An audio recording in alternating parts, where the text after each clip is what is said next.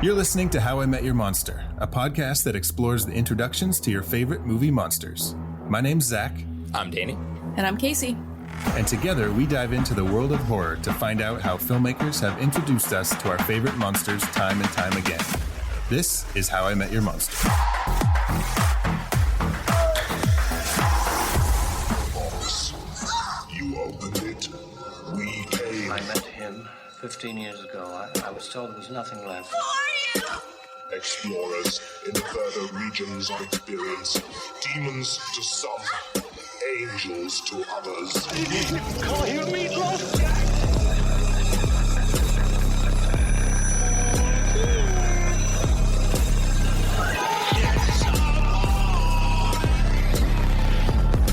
Surprise, Sydney. Come on, don't say chicken shit. Hello and welcome to How I Met Your Monster, the show where we discuss the introductions to your favorite movie monsters. I'm Zach. And I'm Casey. And wow, funny games. Funny games. Haha. Not funny. Oh, it's funny. Was it? Yeah. Ugh. Spoiler alert. They lost. Yeah. I don't remember their fucking name. Their family name. Their name. Their last name. Their family name. Their last name is Farber. Yeah, the Farbers lost. Mm-hmm. Suckers. Yeah, if you haven't seen it, watch it before you listen to this. Probably don't watch it if you have kids. But other than that, don't watch it with your kids. I was gonna say you can watch it if you have kids, but maybe not with your kids. Although most of the violence is off screen. I think it's fine for kids. Yeah, and that is an interesting thing, is that all of the violence is off screen. Besides one thing. Okay, so all of the violence except one quick moment is off screen. All of the violence to the family is off screen. Big bummer. Was it? You were bummed Big by bummer. Yeah, I felt a little bit attacked by this movie because I know that it's coming at me. It's coming at you? People like me are the reason that this man made this movie. Yeah. Yeah. Yeah, that's true. Yeah. Yep. Consumers of violence. Yep. Yeah, that's me. Mm-hmm. Yeah. So for our listeners out there, we are recording this. I am recording this in Oklahoma. Casey's in Pittsburgh. But in Oklahoma right now, we are in the middle of a severe thunderstorm warning with a tornado watch because it is tornado season in Oklahoma. So if you hear rain in the background, that's what it is. If you hear a little thunder crack, it's probably Bruce Springsteen. Well, before we get into funny games and before we meet our monsters, Paul and Peter, did you watch anything else this week? No. I watched last night, actually, I watched The Pit and the Pendulum. Oh. It was Full Moon Features, and it was from Stuart Gordon, who made Reanimator and From Beyond. Oh. It's got Lance Henriksen, and it's about the Spanish Inquisition. And about yeah. Okay. It's an Edgar Allan Poe story. Okay, that's why it sounded familiar. Yeah. Yeah. And it's all about he's like the Grand Inquisitor or something. Okay. And it's all about this, if the people are witches or if they're what did they call them? Heretics? Yes. What's a heretic? So a heretic is a person believing in or practicing religious heresy, which is belief or opinion that's contrary to orthodox religious doctrine. Okay. So that's kind of the whole thing of the Spanish Inquisition, right? They were targeting people who didn't. It was I don't know if it was the Catholic Church or something. They were targeting the people who didn't follow along with their rules. Exactly. And so, yeah, it was all about that. And it focuses on this one lady who this Grand Inquisitor says she's a witch. And she's like, I'm not a witch. And they do all this stuff, but she kind of is a witch. I don't know. But it's The Pit and the Pendulum because he makes this contraption where he ties people down. I think he this was the first time he was using it. And so he did it on this one guy and he ties him down and there's a pit of spikes underneath him. And then from the top is this swinging, like a pendulum, a swinging axe blade Wow. that just keeps getting lower and lower and lower. And he like, while that's like going down, he releases like rats on him and they're like nibbling on the guy. And then, oh my God. So was it violent? Parts of it. Yeah. Cool. I wouldn't say it was, I mean, Stuart Gordon makes amazing movies or made amazing movies. Yeah. He has passed on just in 2020. Oh. I don't know if that was a COVID thing or not. He died in March of 2020, but this was not one of his best. Oh, well, it sounds fucking cool. Yeah. The idea is kind of cool. Yeah. Charles Band, who like started Full Moon Features. I know that he inherited like a castle. And so a lot of the Full Moon Features you'll see like in said castle. Same because castle, they just used it for like all these different things. That's fucking awesome. And so I think most of it was filmed in there because it's very castle like. Yeah. But it's funny to see like it's got Jeffrey Combs in it, who is Herbert West in Reanimator. Okay. And he's got like he like works for the Grand Inquisitor. So he's like I don't know, he always carries around a book and he like writes things in it. Oh yeah, And of course. it takes place in like the 1400s or something. So he's got like this like, it's not like a dress, but robes. It's like this. No, it's not robes. It's like he wears this little hat. His hair is like bowl cut with like, and then like, oh my God, right at the shoulders. Yeah. And he wears these glasses and he's got this like, it's like a jumpsuit sort of, but the legs get really big at one point. And then at the knees, they're like, it like tightens up and he just has like these little black tights on. It's so funny. That sounds great. Oh my God. It is hysterical. Imagine the upkeep of owning a castle. Right. Wow. I was thinking I would love to have a castle, but then like, God. Dusting that place? I don't even, I mean, I spend all week cleaning my fucking 1,200 square foot house. I don't want to do that. Yeah, that's probably why there's a lot of cobwebs. Yeah. A lot of drafts, a lot of place for bugs to get in. They just set up shop and you'd have to have like at least a 3-person staff to keep that place clean. At least 3 people. Yeah. I don't want a castle anymore. Okay. No. All right. Well, since you didn't watch anything and that's all I watched, now it's time to meet our monster. Let's do it.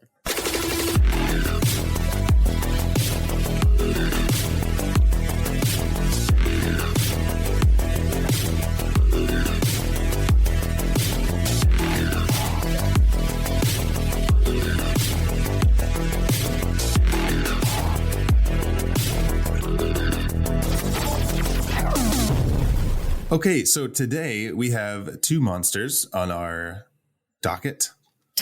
Peter and Paul. Paul and Peter. Which are not their real names. What do you think their real names are? Tom and Jerry? Beavis and Butthead? Yeah, could be. Could be Tubby and... No, they... What, they look like Chad? I don't know. Which one looks like Chad? I don't know. They look like Zach and Danny. So our monsters are Paul and Peter, played by Michael Pitt and Brady Corbett, respectively. Sort of like the lead monster would be Paul. He's kind of like the alpha of the 2. Yeah, for sure. The other one's a little bit, honestly, Peter seems a little bit like he's on the spectrum. Like he came off a little bit like he was maybe a little autistic or something like that to me. Sure. Yeah, I could see that in his character. Yeah, and then I think that Paul was kind of, taking advantage of that. Okay. Yeah. Well, actually, from what I read, Paul and Peter were loosely based on 2 real people from the 20s, teenagers, actually. Nathan Leopold and Richard Loeb. Leopold and Loeb. Yeah, so Leopold and Loeb. Richard Loeb was kind of like the Paul character. He was more of like the alpha of the 2. He was really good, like classically good looking. He was charming. He was 17 years old and he graduated from the University of Michigan when he was 17. and he was going to be a lawyer. Oh.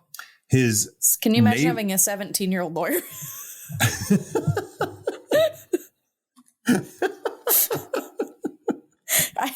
I know that 17 is not like a child, but I pictured like a 6-year-old in a suit that's too big. Nice to meet you. With his briefcase and his sleeves are too long and shit. His sleeves are too long. He's got to roll them up. Yeah. He like walks in and they're like dragging on the floor. Yeah.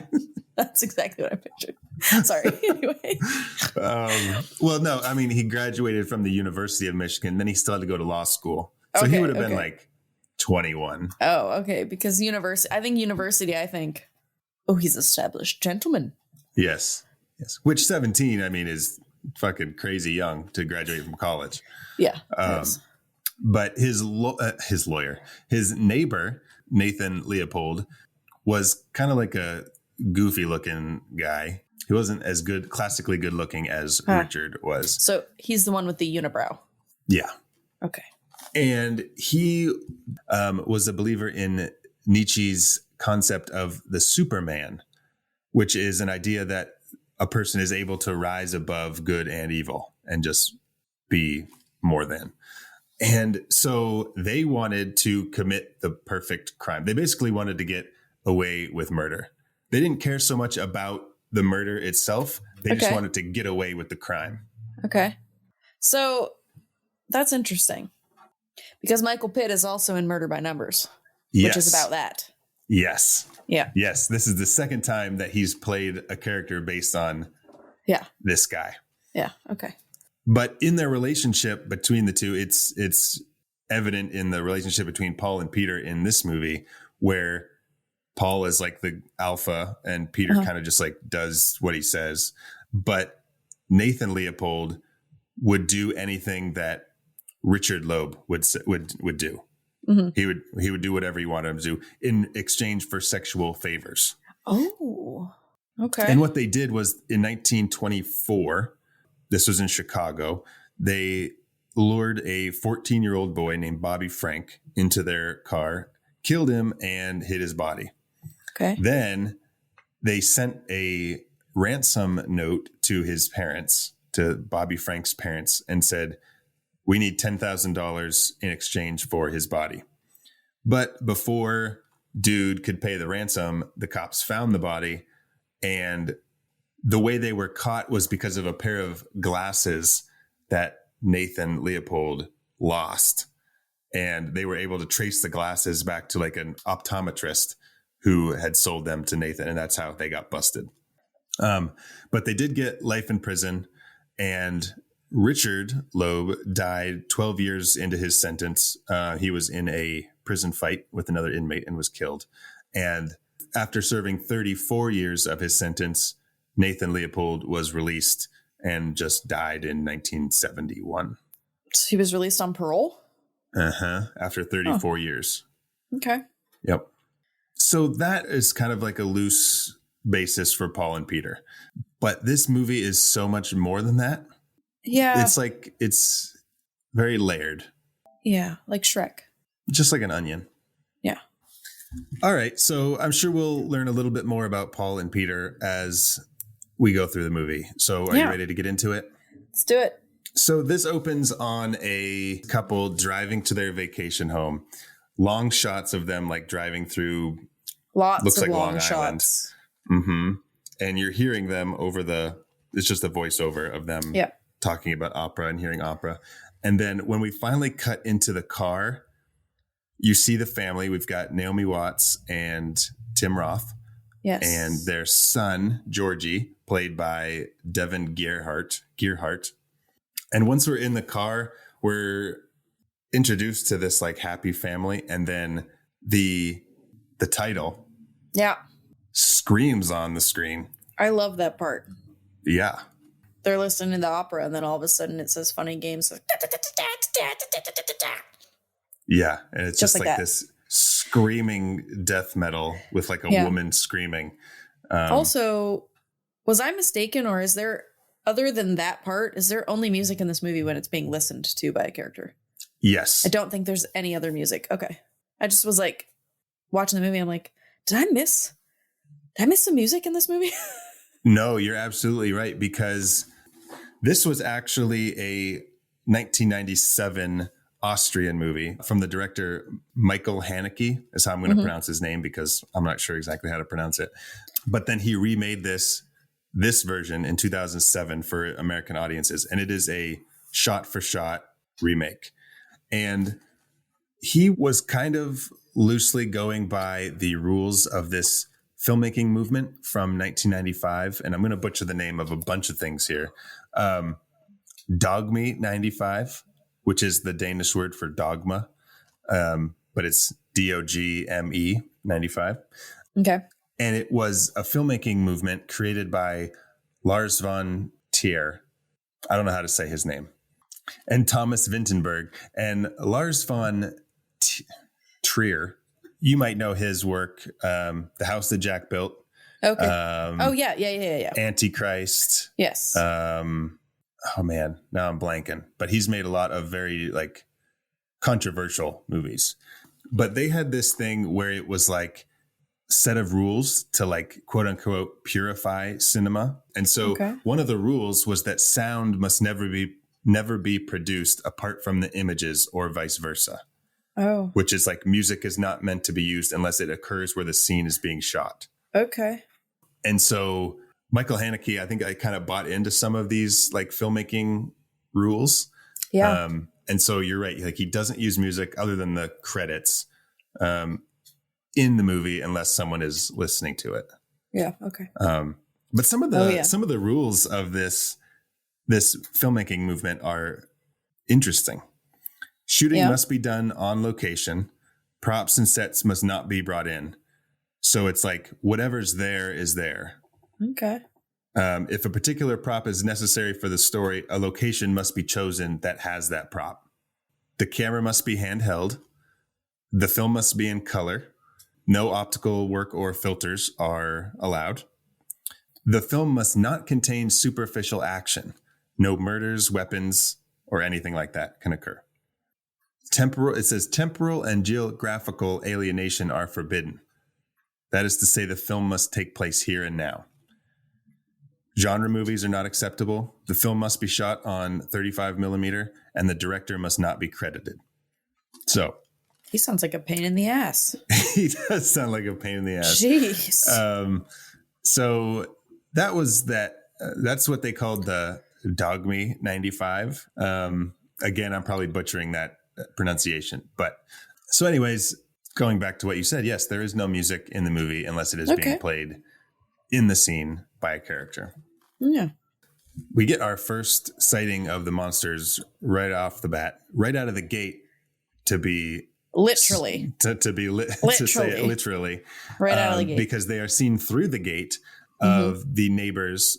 They're in the front yard and you see them and you see something is like off already. Oh yeah.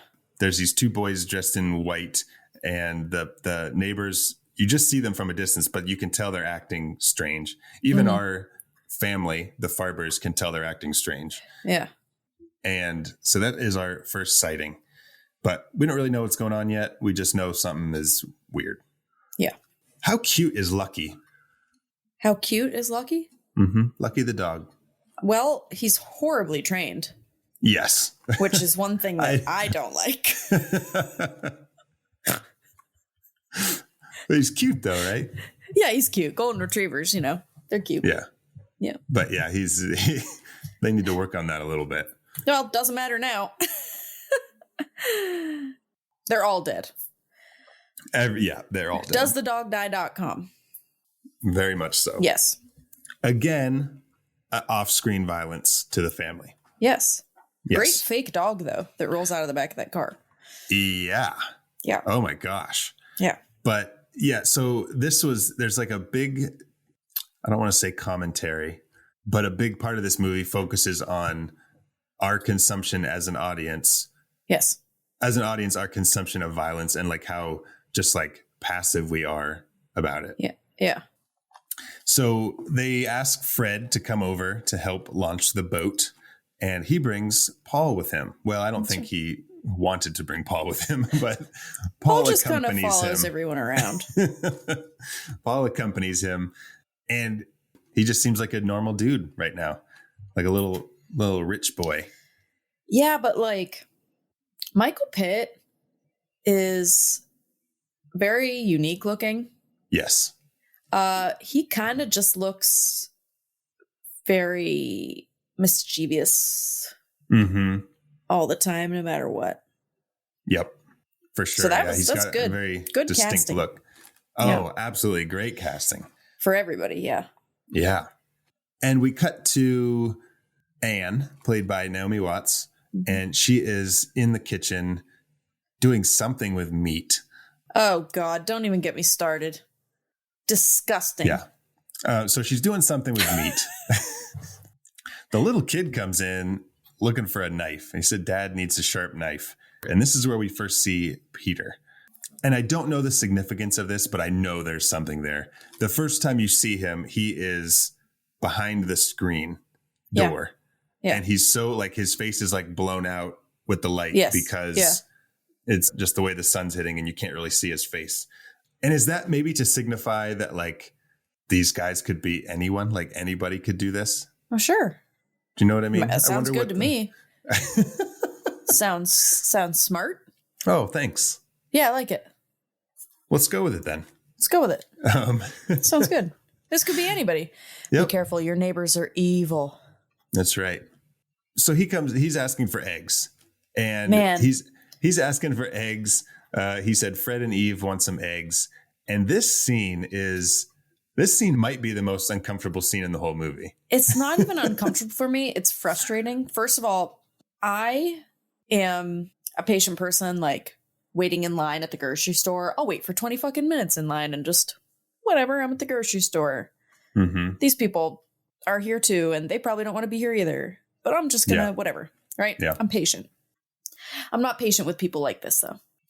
Take the fucking eggs and get the fuck out of my house. Oh, you dropped the eggs? I'm sorry.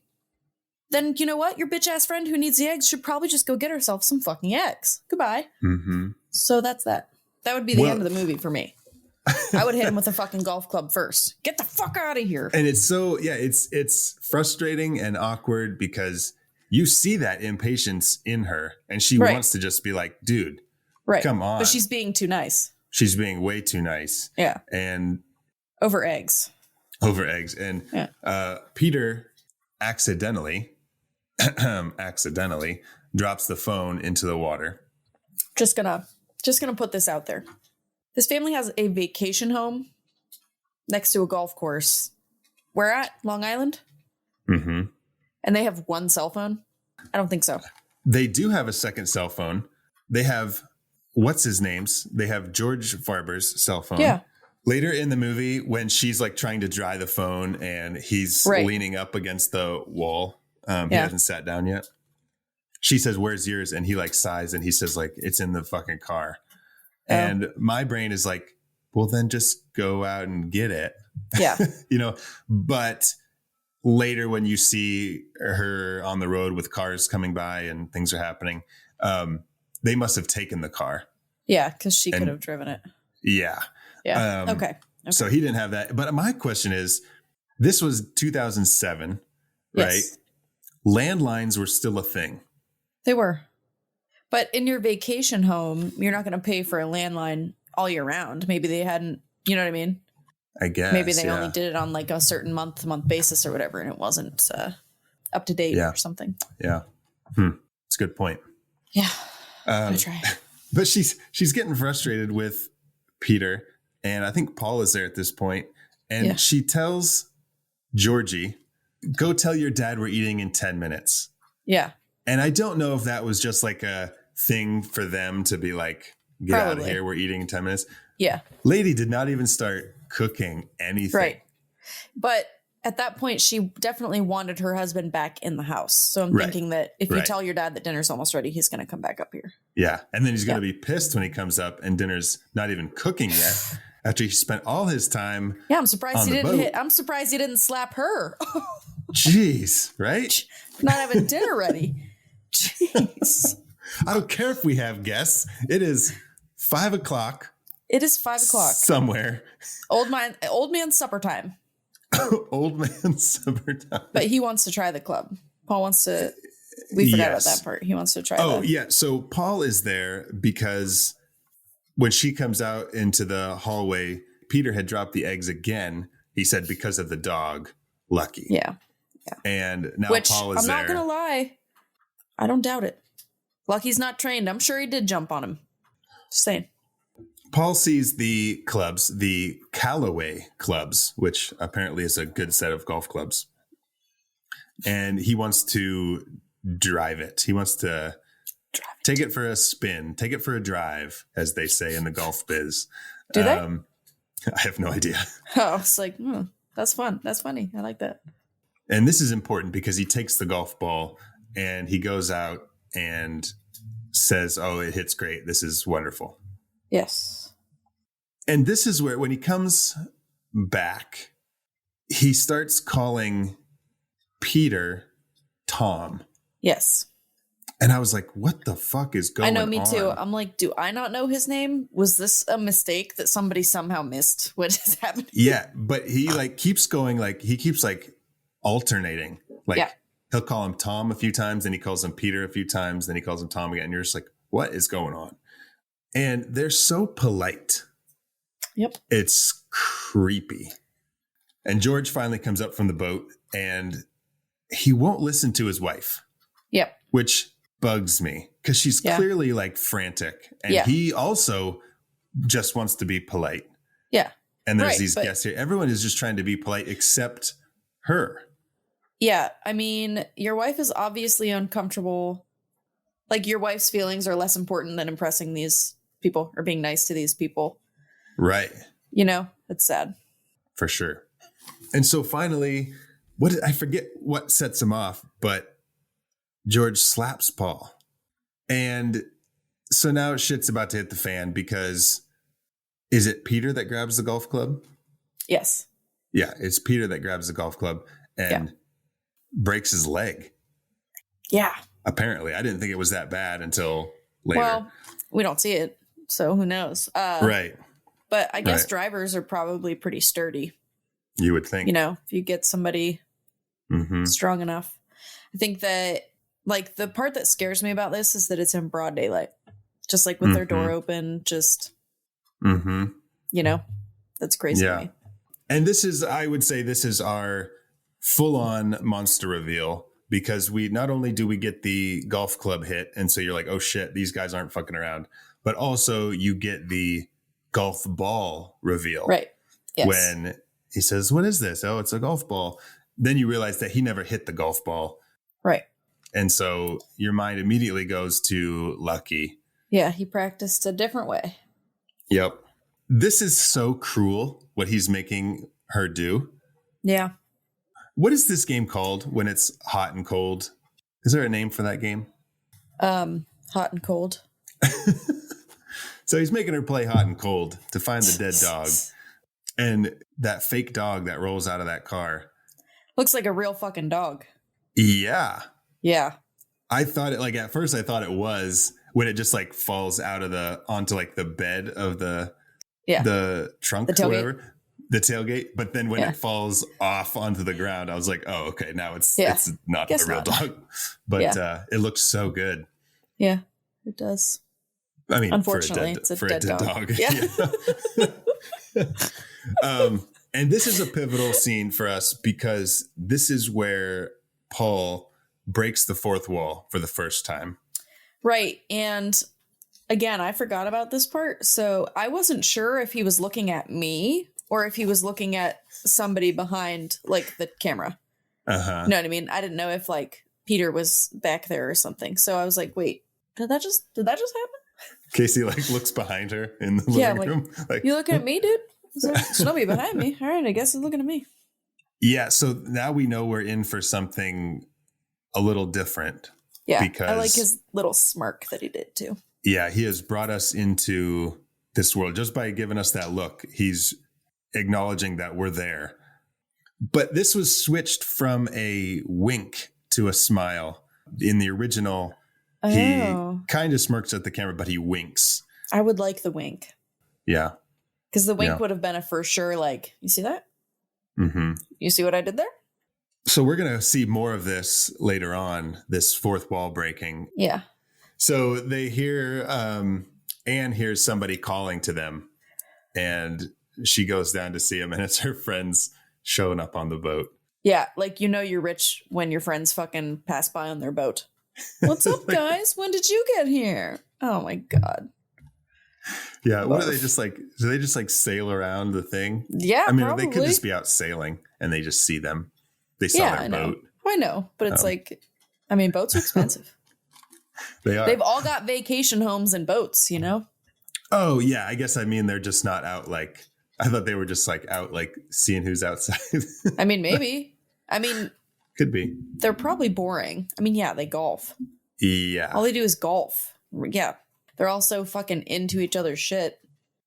And so we get a little bit of foreshadowing here when Paul asks Betsy, which dock is yours? The little red one with the thing. He's, you have a beautiful house. Yeah. And you're like, okay, what's going to happen with that? Yeah.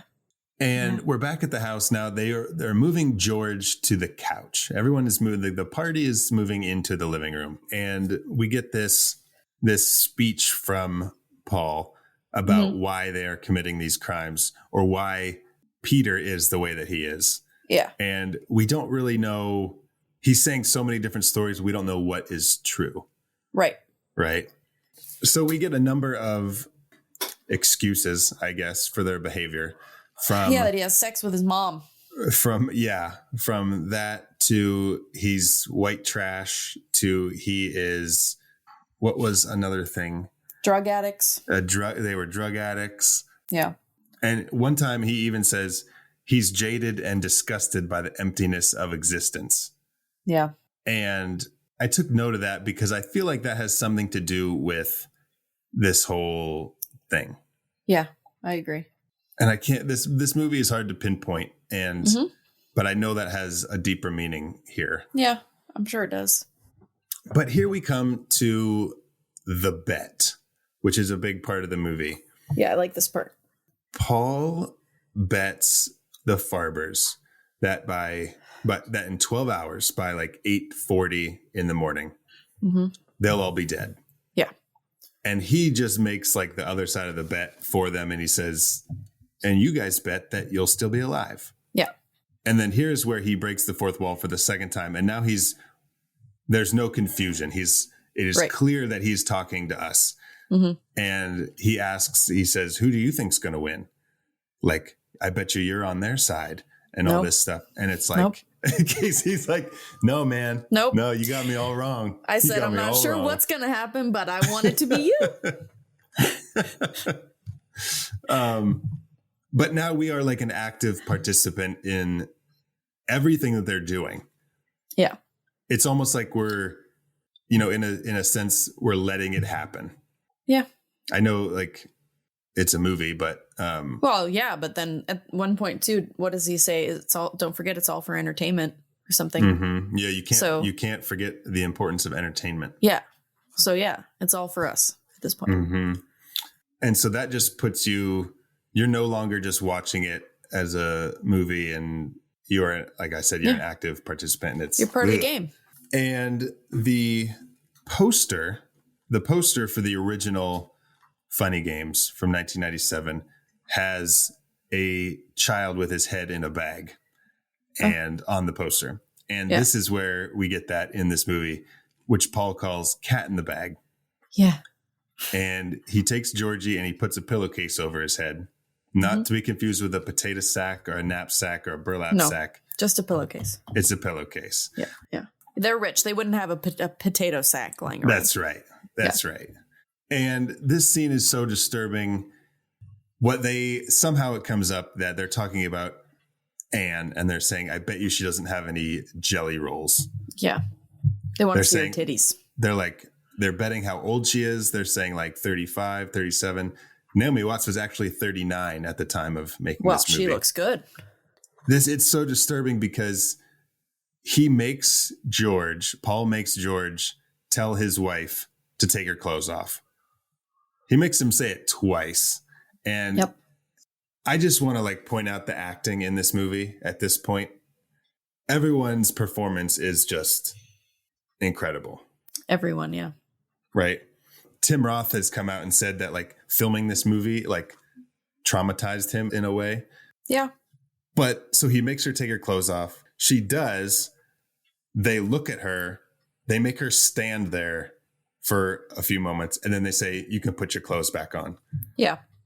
Fuck, you did that to her just Yeah. to fucking do it? Yeah. They killed her dog and her family, but it's fine. And during this is the reason why Georgie's head is in a sack, is so he doesn't see his mom. Yeah.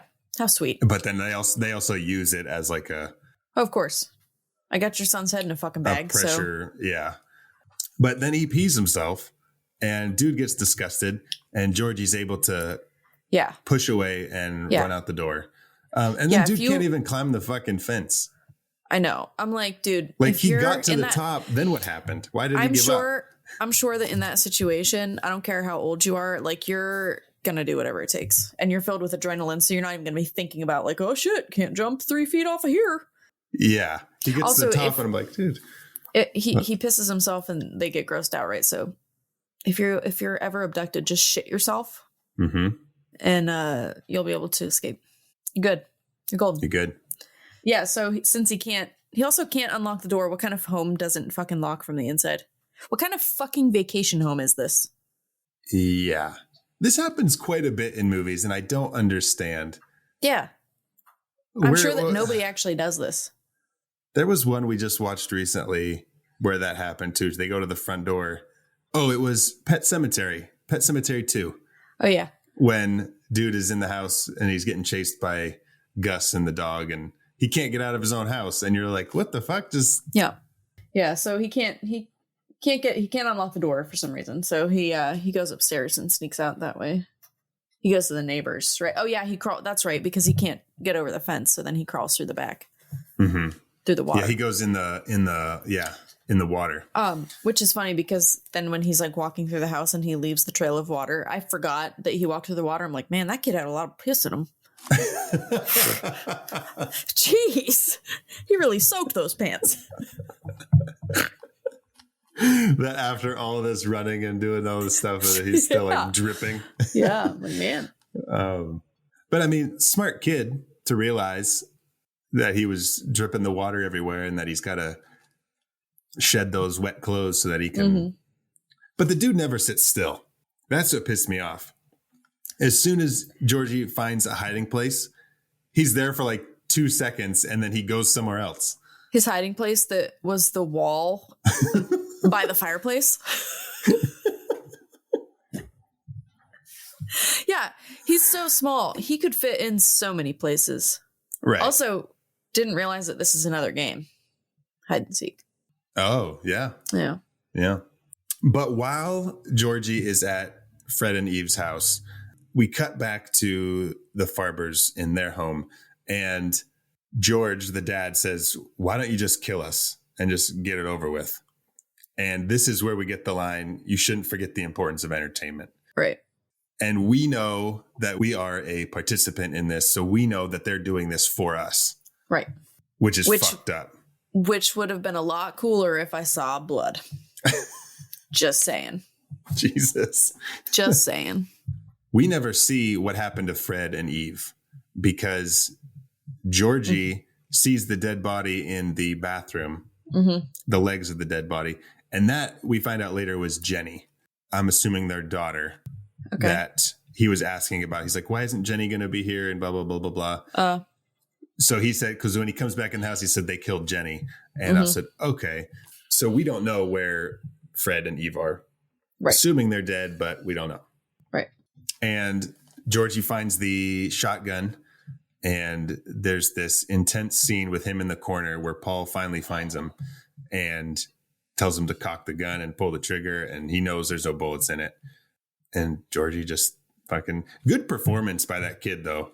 Yeah, he is. He was good. And here is where an example of what you were talking about, only playing music during a scene in the movie.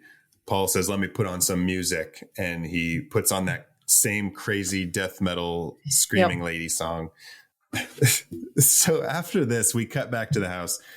Peter is turning on the television, and I'm pretty sure that I saw Putin on that TV screen. Okay. But Peter stops on NASCAR. Yes, the best thing. The best thing. The and best, this kind the of best thing to have on during this really long shot. oh my God. Whoa, whoa. But this is where I was kind of thinking, like, when he was going back to telling all those stories about why they're doing it, I was like, could Peter actually be like the White trash? the white trash version Because he's watching NASCAR? because he stopped on NASCAR. No offense to NASCAR fans out there, but Oh, I'm sure that everyone who listens to the show loves NASCAR. there is definitely a I'm stereotype that goes along with that. So Yeah.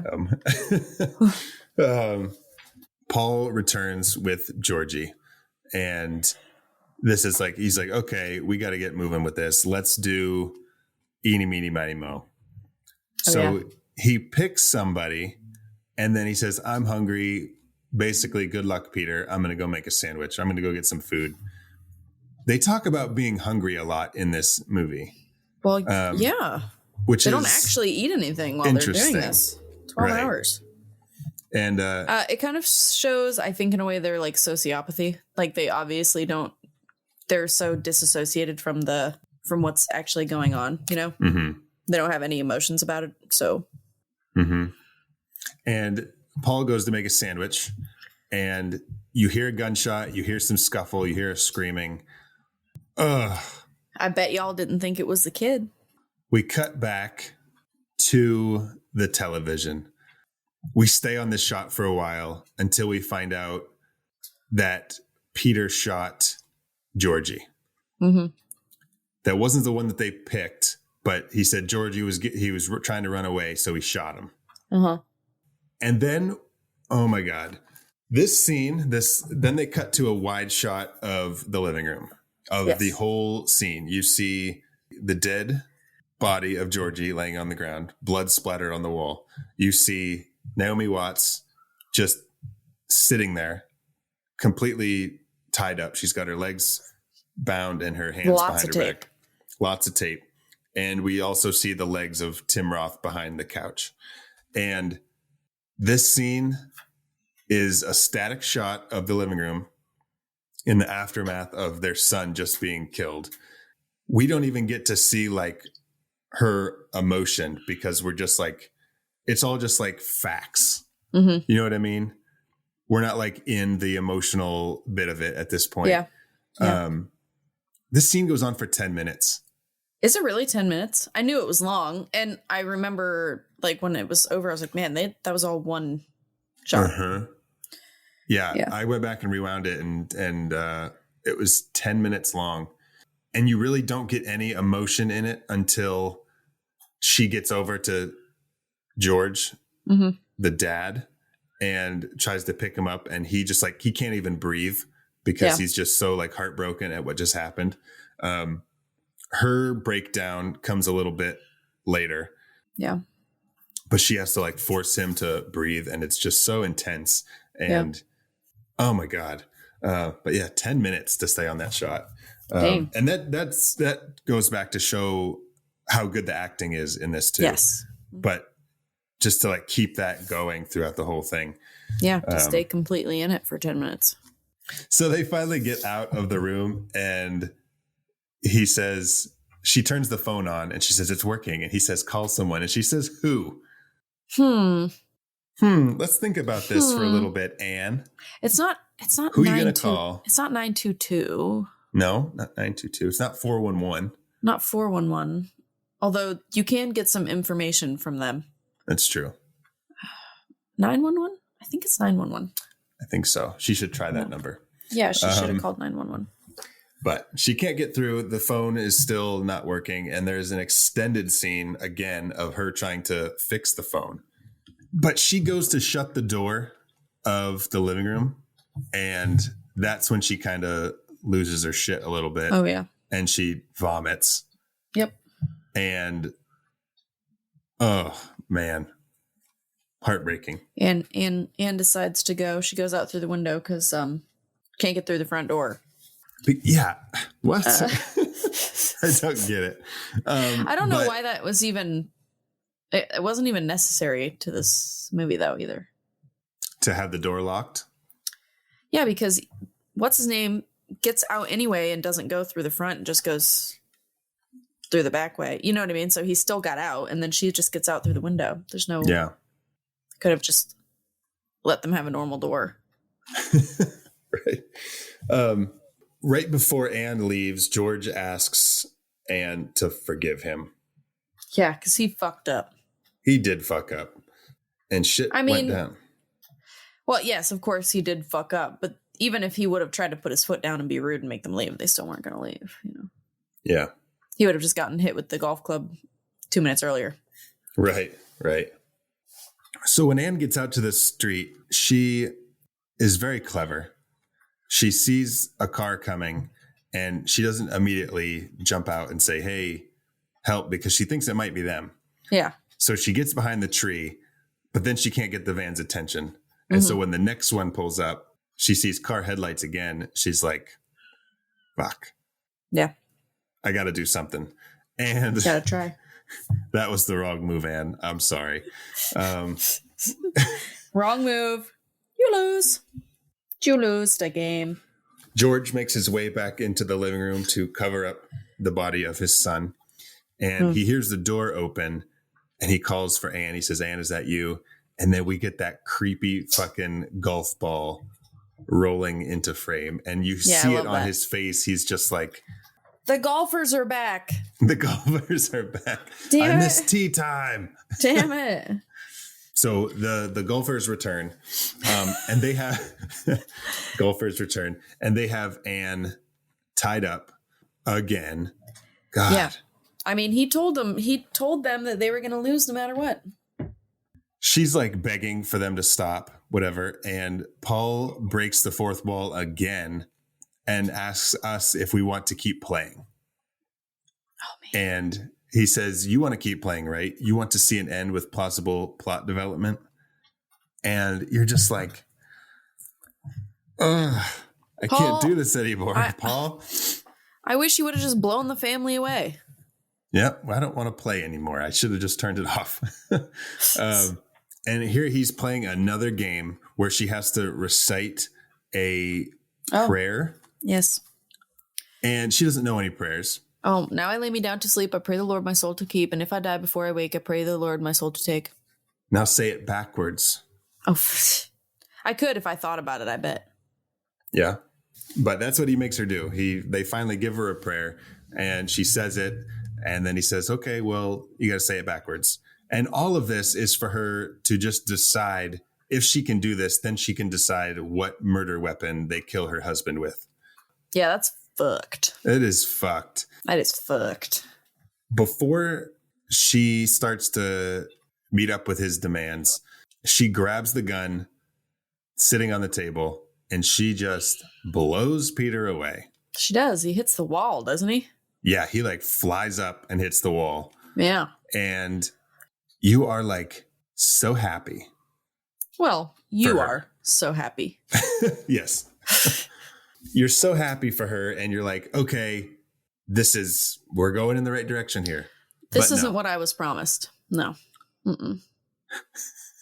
No.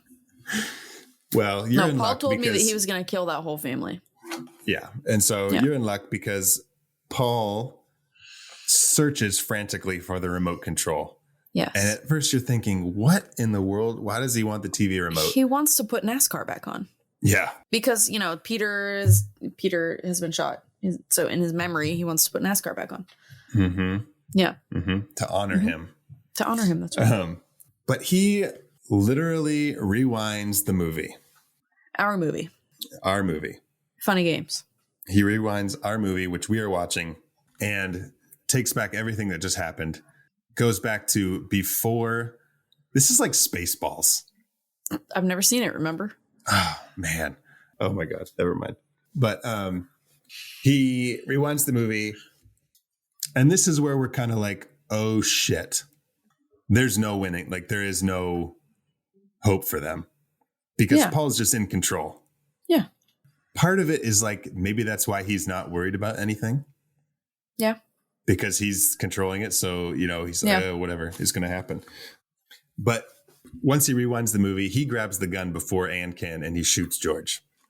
So if he shot George, then realistically, he should have killed her with the knife. Why? Because he was trying to make her choose between the knife and the gun. Uh-huh. And if she wanted to be a smartass about it and not play the game, then he gave her husband the easy way out. She was left with the knife. Well, I think her fate was bad enough because they take her out onto the boat. She's tied up. She's got tape across her mouth. Yep. And this is where the knife comes back into play from the beginning, where it was on the boat and she's trying to cut herself free. And I love it when she starts trying to cut her ties, though, because they're just like, oh, man, like, come on. Yeah. Come on. It doesn't matter. It's not going to matter. They just like kind of let her do it for a minute. Uh-huh. They've got her sitting on the boat and Paul asked what time it is. And Peter said it's like 8:00. So really she has until like 8:40, but he just pushes her off. Yep. And she goes into the water. And that's the end of Anne. That's the end of the Farbers. Even Peter says, well, she had another hour. And Paul, going back to our thing where they're always eating, he says, I'm getting kind of hungry. Yeah. And it's just, well, then they had to go get more eggs. They had to go get more eggs. So they go to the Red Dock. They go into Betsy's house in the morning. And Paul says, Anne asked me to come get some eggs. And you're just like, oh my God. And Paul comes right up to the fucking camera and looks at us one last time before it freezes. The title pops back up again. And we get the fucking crazy screaming death metal lady. Death metal lady. And that is it. And we are left fucking elated. Casey. I'm just being honest. Yeah. I mean, yeah. Honesty is the best policy. The best policy. Yeah. Yep. Honest Abe. You can't just help but just stare at the screen and being like, what the fuck did I just watch? Yeah. And so when they first go out onto the boat with Anne, they are having a conversation about communicating between the material world and the anti-material world and being stuck in a black hole where there's like no communication. And finally, when this character that they're mentioning, Kelvin, overcomes the gravitational forces of this black hole, it turns out that one universe is real and the other is fake. And so this is clearly all about what we're experiencing right now. And that's it. That's Not So Funny Games. Funny from games. 2007. Well, let's talk about our favorite reveals. Yeah, that's normally how the show goes. Yeah. So my favorite reveal is it takes place later, like 3/4 of the way into the movie. It's the golf ball. When it rolls in? When they just capture Anne and George is looking, he says, Anne, is that you? And you just see the golf ball, like you hear it bounce and then it rolls. Yeah. Mine's the other golf ball. The first one. Yeah. Where he pulls the golf ball out of his pocket. When he shows that he still has it because he just killed their dog. Mm-hmm. Yeah. Well, now it's time for a segment that I like to call The Real Monster. Run, run, run as fast as you can. You can't catch me. I'm the gingerbread man. You're a monster. I'm not the monster here. You are. You and the rest of that fairy tale trash poisoning my perfect world. Now tell me, where are the others? Eat me. Let's say our real monsters at the same time. Okay. On three, because I only have one real monster, and I think I know what yours is. Okay. Okay. So we're going to go 1, 2, 3, and then say our real monster. Okay. 1, 2, 3. Cross-contamination. Anne, you have to be more conscious in the kitchen. No, you know what? If they didn't kill her, that fucking raw meat would have. Mm-hmm. She touched the phone. She touched The other counter, the knife that she gave to her the kid. knife that she gave to her kid. Now, granted, it was steak, so it's really not a huge deal. But what's to say if she's doing it with beef, she gonna do it with chicken? Yeah. Right? Yeah, imagine if she was making chicken breast and she had poultry all over her fucking hands. Disgusting. Ew. And did she wash the lettuce after? No, that was before. That was before. Okay, thank God. That was before. Otherwise, we'd have a bigger problem. I also have just the Farbers in general because, again, they didn't train their fucking dog. Oh, yeah. So, yeah. Yeah. Also, I watched this with Sam. Shout out to Sam. While we were watching the movie, they were showing one of the scenes from the living room, and he said, "That's the real monster right there." And I said, "What?" And he said, "That picture that's the same picture that's hung on the wall 4 times." I'm like, Good call, Sam. Good call. So the interior decorating also of their fancy ass vacation home that only locks from the outside. Yes. That might be our winner. Yeah. All right. Do you have anything else to add about funny games? No. No. Okay. Well, listeners out there, if you have seen this movie, I'm hoping you have seen this movie because you just sat through the whole episode. But if you have thoughts about this movie, we want to hear them. Tweet us at I Met Your Monster or send us an email at Zach@howimetyourmonster. You can also find us on Facebook and Instagram at How I Met Your Monster. Casey, where can our listeners find you on social media? I am on Instagram at wolfmothercasey. Wonderful. Make sure to check out our website, howimetyourmonster.com. You can listen to past episodes of the show and even do some more stuff. Find out. You can do all kinds of stuff. Just visit. It's a funny game. Go check it out. Make sure to join us next week because Casey, Danny, and I will be discussing Angel Heart, starring Mickey Rourke and Sexy Robert De Mickey Niro Rourke. and Lisa Bonet. It's so good. Oh my God. I am excited about it. Just, you know why. Yeah, and I don't think Danny's ever seen it either. Oh, really? I think that's what he said. So you guys are in for a treat. And listeners out there, you're in for a treat as well. So make sure to watch Angel Heart before next Monday so you can follow along. And as always, thank you all for listening. Now go meet some monsters.